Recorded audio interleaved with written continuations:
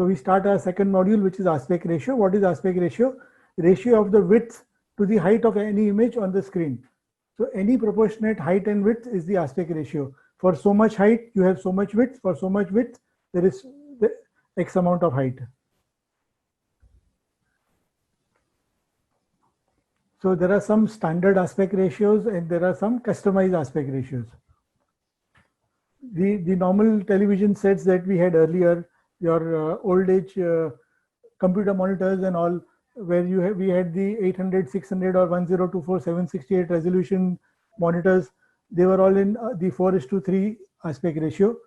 Then the new monitors, the new plasma TVs or the new LED TVs that we have in our houses, these are all 16:9 ratios. So these are the two very common aspect ratios, whereas our 30, the different screen that we use, maybe a 30:10 or a 40:12 or a 40:15 or any other screen size that we are using, these could all be customized aspect ratios. So how do we understand or calculate the aspect ratio? Now, if we have an 8:6 screen, so 8:6 screen is basically 8/6, which is equal to 4/3. So the aspect ratio is 4:3. Similarly, if you have a 12 feet by 10 feet screen, it is 12 feet upon 10 feet, which is 2/1 is a 2:1. So a 20 by 10 screen is a 2:1 ratio, or an 8:6 screen is a 4:3 ratio.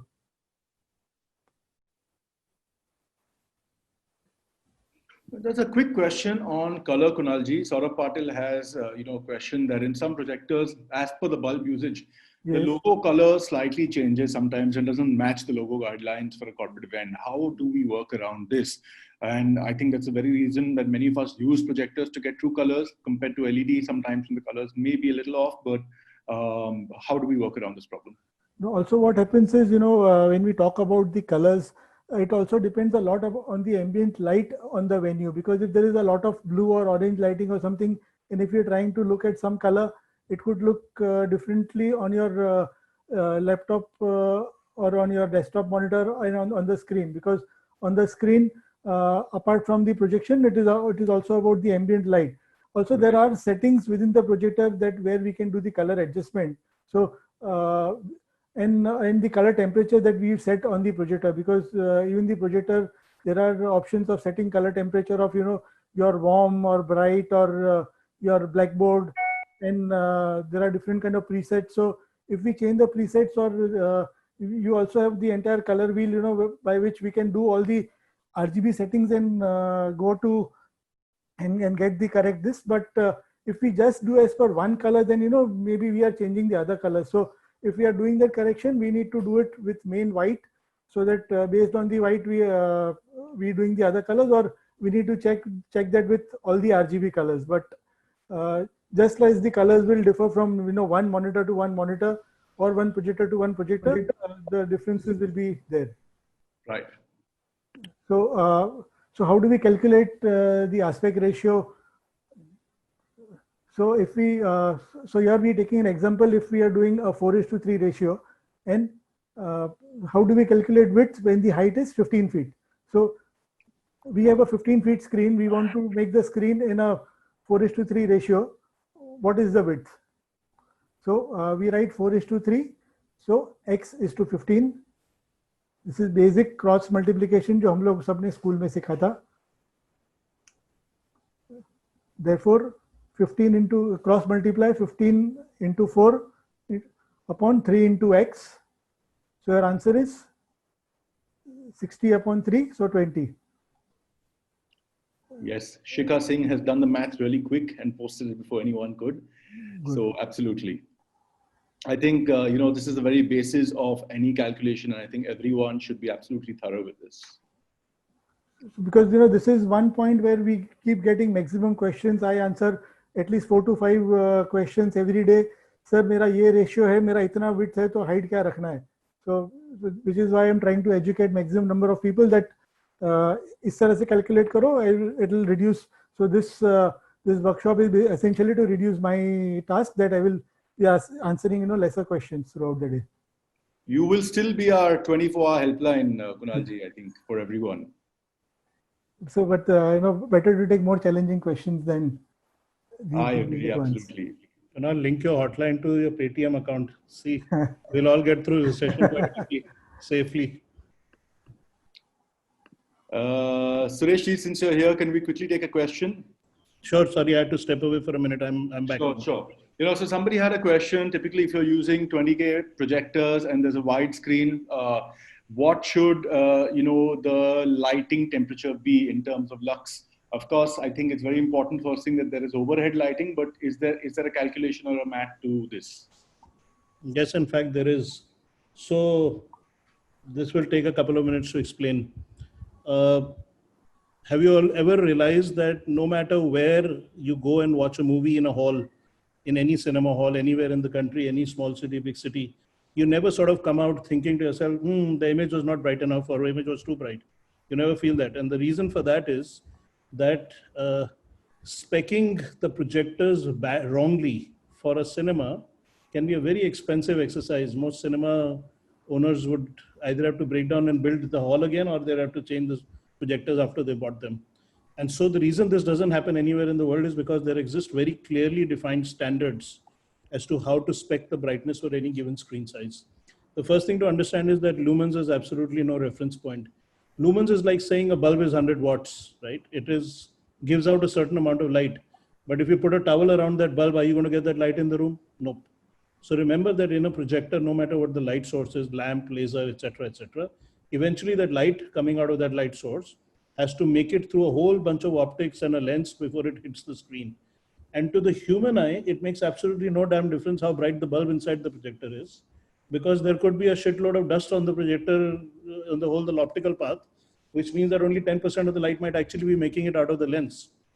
So to sort of, circle back on that whole point, the wrong measure for brightness is lumens. The correct measure for brightness is in fact something called lux. And there are very clearly defined standards of how much light on a screen in what sort of an environment is enough.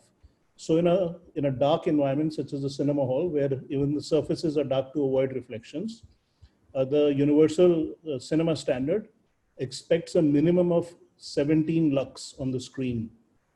And lux can be thought of as the amount of light falling on the screen, while lumens is the amount of light coming out of the bulb. It doesn't tell you anything about efficiency.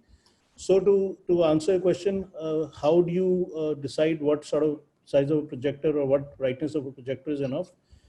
My way of thinking usually is as follows.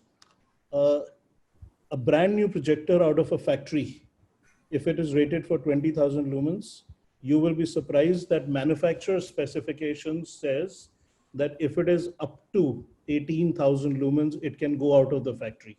So when manufacturers make projectors, they measure it. And if a 20,000 lumen projector actually measures out at 18,000, it still is good to go. It qualifies as a 20. So I start always by assuming that even with a reasonably new lamp, even with good maintenance of optics, etc., a projector is typically putting out anywhere between 50 to 60% efficiency at any given time from any rental company. And this is not just specific to India, it's more or less anywhere in the world. I mean, this is what more or less all rental companies in the world follow. So you have to start by saying, okay, there is mathematical formulas available, literally like an Excel file where you can put in an image size. Even some of the applications available for the phones, etc., like BlendCalc, etc., can tell you how many lux you will get and what size of, what projector you need for that. So, or the other way around, you can say, this is my projector and how many lux will it give you for a given screen size. Sorry, Suresh, but again, won't the lux depend on how much the bulb has been used? Or Exactly. So for instance, if the academic answer is that for this screen size, you need a 10,000 lumen projector, knowing from experience that even a well-maintained projector with a rental company with a reasonably, not a brand new lamp, but a lamp that is run a few hundred hours or like a couple of hundred hours and is in fairly good shape, is likely to be giving you at best maybe 60, 65, 70% efficiency. So if the calculation says 10,000, well, spec 17,000. It's as simple as that. And that's when you'll really get what you want. So we typically need to keep some headroom in this regard. Exactly. It is. I mean, it's just simply because starting literally from a brand new projector in the factory itself, there is a tolerance. One of the things that large, big rental companies like PRG, etc., do when they buy projectors, like if they place an order on, let's say, Barco for 50 projectors, they will then go into the factory and have like 100 projectors put out, and they will switch on each one, measure, and they'll take the pick of the lot and say, okay, these are the 50 we'll take. So big companies have that muscle to be able to do that with manufacturers because they're buying those quantities regularly and in one shot. So they will get the best ones. And then often, the rest of the stuff is what is being shipped around the world. Right. Thanks so much for your input. So typically, do you carry around a luxometer on an event, or is it something that your system will show you, or does the projector also have a display in terms of how much lux the output is? So speaking for myself, we don't normally send out a lux meter to site.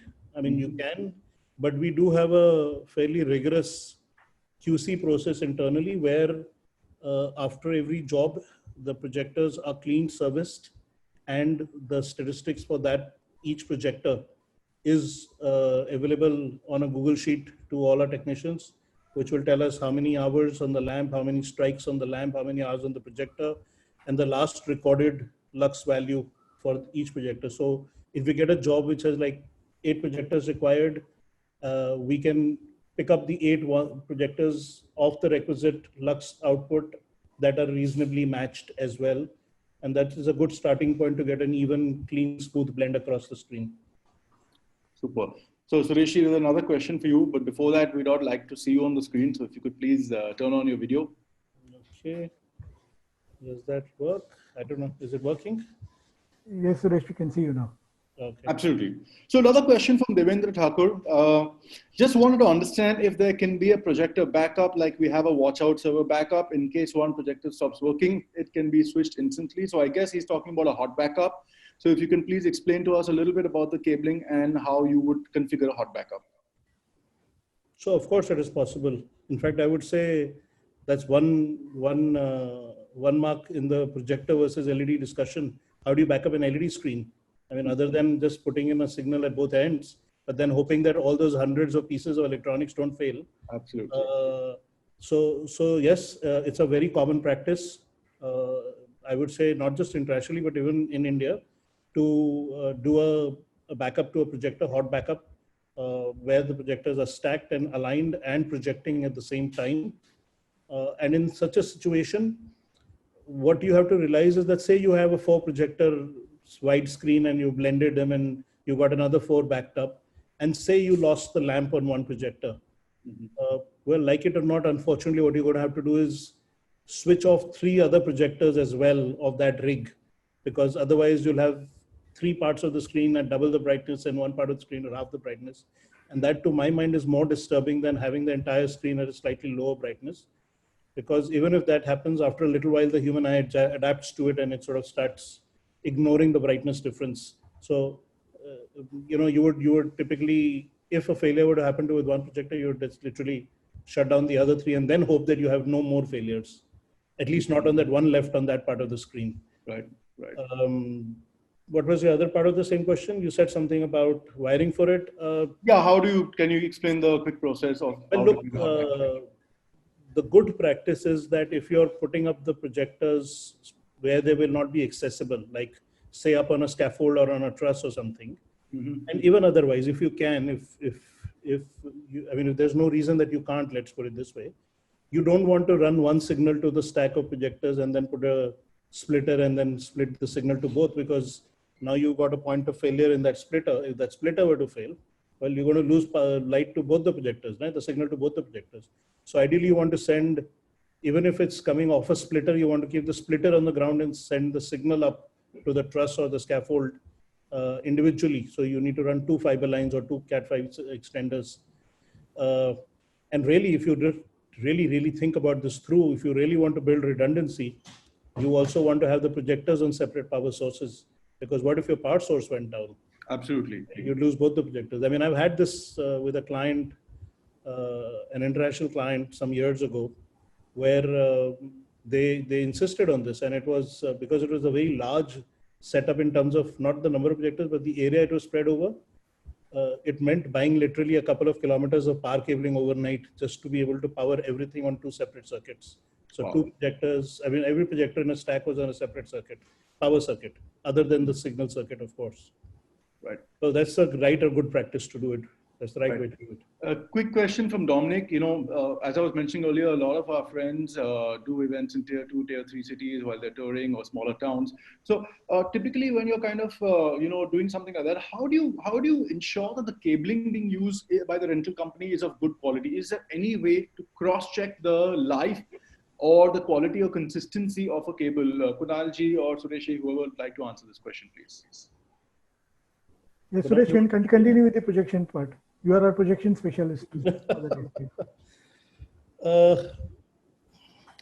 is no easy answer to this. It's like saying, if I had to have a heart surgery, how do I choose who I'm going to go to, right? I'm going to do all my research and try and figure out who's the best surgeon. I'm going to educate myself as much as I can about what the surgery involves, the risk, etc., etc.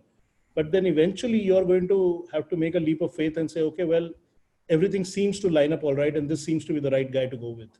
It's a little bit like that when choosing any service provider, right? I mean, he may have the best cabling, but he may have the bad power sockets. He may have the great power sockets, but he may have bad thimbles on the end of the cable. I mean, especially in the technical discipline, whether it's AV, lighting, sound, etc., and all of these technical disciplines, it's like really, you got to see it like a huge puzzle made up of many small parts, and each part is equally critical. So we spend a lifetime trying to understand and master it. It would be a bit sort of naive to expect that, the consumer can understand it to that level. My answer is going to be always make the most informed choice and ask the right questions. I mean, it's like, I think Kunal, myself. Sorry, I'm just going to kind of drive you to the exact question here once again, Suresh. Is there any way to check the health of a cable? I think that's what typically a lot of people do. Yes and no. Well, the reason for yes is that, yes, there are tools. I mean, you look at a simple Cat5 patch cable. If you really want to test the cable, not just for the fact that that signal is getting from one end to the other, but the quality of the cable, right? Which, by the way, changes with time, exposure to heat, and the number of times it's coiled and uncoiled also makes a change. Because remember, it's copper inside. If you really wanted to just check that, you'd need like a $10,000 testing device. Yeah, and this is just one kind of cable. That's why we're talking about just a Cat5 kind of cable, right? Now you start taking this to fiber, and maybe you need to spend you need to buy an OTDR, which will cost you maybe in the region of $30,000 to $40,000. So by the time you put together the whole testing equipment to test the cable, you might be spending like maybe $100,000. Right. So Dominic, something that an end user can be expected to do. Right. So Dominic, I think you should just have enough backups and ensure your partner has newer cables. I think it's as simple as that. I would disagree. I mean, newer cables is something that's an unreasonable expectation, especially because cables, it's a misconception that cables are the cause of issues mostly. It isn't. The thing with digital signals, which what pretty much now everybody uses, no longer the days of VGA, that with the digital signal, either you have a signal or you don't have a signal. Right. It's not like you have a good signal or a bad signal. Well, yes. If you don't have a signal, my experience tells me almost certainly, almost all the time, it's something to do with the way you have configured your systems and not your cabling. I mean, of course, the assumption is that you're not buying crap to start with. You're buying reasonable quality products. You're buying, and I think most professional companies do. People who go spend $500,000 on an LED screen don't think about spending a couple of $100 extra on buying the right cabling. So you have to assume that most people are buying the right quality of cables and connectors. And often the fault is not in the cables. Or almost always I've discovered that the fault is very rarely in the cables. Interesting. Great. So I think Kunalji, let's get back to your presentation. And we were discussing aspect ratio specifically. Yes. So see, in this workshop, we're trying to take more of the fundamentals of the basic aspects, because this is such a wide scope, so we could go from the basics to the very, very advanced aspects. And in this 2-day session of 2 hours or 2.5 hours, we will not be able to cover everything. So right now what we're trying to do is, touch upon most of the basic aspects, and we could have a different platform for, the very finer, the very highly technical about the cables and other things. Otherwise, we'll need to do a 1 week workshop, and we won't be able to complete in the 2 days that we assigned for this. So here we have this. How do we calculate the height and the width? Here, this example that we are doing is a 16:9 ratio. So, and if we have this width of 25 feet, so 16:9 ratio, your width is 25. What is your height? So again, the same cross multiplication, and this becomes about 14.06 feet. So in the 16:9 ratio, if your width is 25 feet, height is about 14 feet. So that is how we come to this. So we've learned how to calculate 4:3 ratio. We've learned how to calculate 16:9 ratio.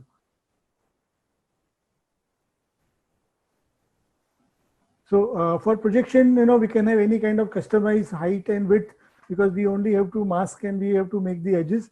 But for LED tiles, it's a little more challenging, because we cannot go as per any predefined size. It'll only be as per the tile size that is available with us. So we also, for LED screens, to understand the aspect ratio, we will have to go as per the height and width of the available tiles. So for this, we have to decide the aspect ratio of the screen, just as we saw earlier, whether we want to do a 4:3 16:9 or any customized ratio. Then we have to take the approximate screen size in that ratio. Okay, that we're doing a 10 feet, that we've got 10 feet, 20 feet, 30 feet, kitna bada stage hai hamare paas. Then we need to understand the size of each tile and then multiply the number of cabinets in terms of height and width. We will do a practical example of this. So the most popular sizes in the metro cities these days, we have the 500 mm by 500 mm cabinets, which are also called, the 500 mm is your half meter. So half meter by half meter, which is about 1.64 feet or 19.68 inches. So this is your tile size per tile. This is how your LED tile would look. Now, say we have a 10 feet wide space where we want to put these tiles. So 10 feet is 3.4 meters.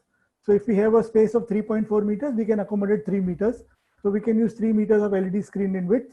One tile is half meter, so 3 meters would be about 6 tiles. So we can have 6 tiles from left to right. Also, the other way to calculate, as one tile is 1.64 feet. If we have 10 feet space, 10 divided by 1.64, so we can have 6.09 tiles. So we can put 6 tiles left to right in a distance of 10 feet or 3 meters. In the same venue, if we have about 7 feet of height, then 7 feet is about 2.13 meters. So we can use 2 meters of height for the screen. So 2 meters will be about 4 tiles. So here we can have a screen of 6 tiles left to right and 4 tiles. So total 24 tiles would be the configuration of the screen. So now we take the example. We understood how to calculate the height and width for the different ratios. So we'll take this example that if the height of if the available height is 5 feet, and if we want to do a 4:3 ratio, we could do 5 feet height, 6.5 feet wide screen. And if we want to get 16:9 ratio, we can do about 8 feet. Similarly, if the height is 6.5 feet, proportionate would be about 9 feet. So for 9 feet, we could either choose 8 feet 2 inches, which is about 2.5 meters, or 10 feet, which is 9 feet 10 inches or 3 meters. So if the height is 6.5 feet, in 4:3 ratio, this is the size. If we are doing 16:9 ratio, our screen would be about 11.5 feet. Similarly, if the height is 8 feet, 4:3 ratio, we'll get 11.5. We get a lot of requirement that 10 by 8 का screen चाहिए. But if you have a 10 feet width, it is not even 4:3. It is even less than 4:3, and the screen would look very square. So, so even with your height of 8 feet, we'll need at least 11.5 feet to do a 4:3, whereas about 15 feet. So which is our 4.5 meters, 14 feet 9 inches should be our width in 16:9 ratio. Similarly, if we have a 10 feet height, about 13 feet in 4:3 ratio, and the width would be around 17 feet. So depending upon the space, we could either do a 5 meters, which is 16.5, or a 5.5 meter, which is about 18 feet. And for a 11.5 feet height, 4:3 is 15 feet of width, and in 16:9 ratio, about 21. So these are all basic math and cross multiplication. But avoid screen sizes like a 12 by 10 or a 10 by 10 if you don't have content in those kind of. So if you're doing a 10 by 10, it's essentially a 1:1. And then if you try to run your 16:9 PPTs or live feeds, then we'll get the aspect ratio distortion. Is that good? Do we have a lot of questions on this, Raghav? Or are we good? No, we're good. There's actually no questions so far. Okay, great. So continuing with this, the two standard aspect ratios that we saw were 16 by 9, 4:3. There is one more ratio which content creators would use and which is also used for cinema, which is called 21:9 ratio, which is also called your anamorphic or widescreen or CinemaScope, where your resolution is typically 2560 by 1080 resolution. So if we have a 21 by 9 monitor and we have a 16 by 9 content, then just like the letterbox, we'll have the the borders on the left and right. And if you have a 4:3, the borders would be larger. We get that when we are trying to do projections and we're not able to fit the content correctly on the screen. Similarly, the images will look differently when we seeing different kind of content on a different kind of aspect ratio monitor. So this is essentially what we're trying to show on this. So when we have your 21 by 9 monitor or a 16 by 9 or a 4:3, and you got, if the content is not as per that device. Now, a typical example is when we are seeing television at our homes, and if we are seeing an old movie which is in the 4:3 format, and our televisions are 16 by 9, we'll get the black borders on the left and right. But if we are seeing cinema, then which is typically made in 21 by 9, then we'll get the borders on top and bottom, like this image. If we're trying to see cinema, then we'll get the letterbox kind of effect on top and bottom. And this is what we see usually when we're doing weddings and Sangeet and all of that, because your screen is generally, or your 8 by 10 or a 12 by 10, or sometimes it's a Sangeet backdrop, then you could also have a 30 by 10 screen. And the screen to wahan pe laga diya, and we don't understand what is it that we're trying to show. So we could have a pre-wedding video which is running on the screen, and it could look very different. Or if we're showing live feed, because shooting is all done in your HD 16 by 9 ratio. So if you are showing your 16 by 9 ratio content on a 30 by 10, this is how it would look. Whereas if it is shown right, so if your shooting is in the 16:9 ratio, you will see it like this. Or if we have it in your 16:9 content, if we are trying to show in 4:3, we'll see it which is compressed from the sides. So which is why we need to understand what is the content that we're trying to show. And so whether it is from the camera or there is some custom made content, and as per the content, we need to have the screen size. Folks, any questions on the aspect ratios, please share, because this is the very basis when we're planning our content and when we're planning the operations of, Yes, yes, Raghav, also I would like to add, because since we have most event managers over here, and when we take the initial briefing from the client, we only consider that, what is the kind of venue that we have, what is the kind of space that we have, and we determine the screen size based on that. Very rarely do we ask the client that, sir, madam, what is the kind of content? Do we actually, if we are planning a 60 by 10 screen, do we actually have any kind of content that we are showing, or we are only showing all 16:9 content and showing in multiple parts? So So I sometimes, think as event managers, it's very important for all of you all to share with your partners, your video partners, what is the content, what is the content of the event, what's the show flow, what are you going to be playing, what are the different medias you're going to be using. Also very important, I think Kunalji maybe want to step in over here and talk about when the main screen is in a particular resolution and maybe the delays are not, or you've got delay plasmas, etc. Things like that. How do you kind of, how is that going to work out, and how are you going to scale it?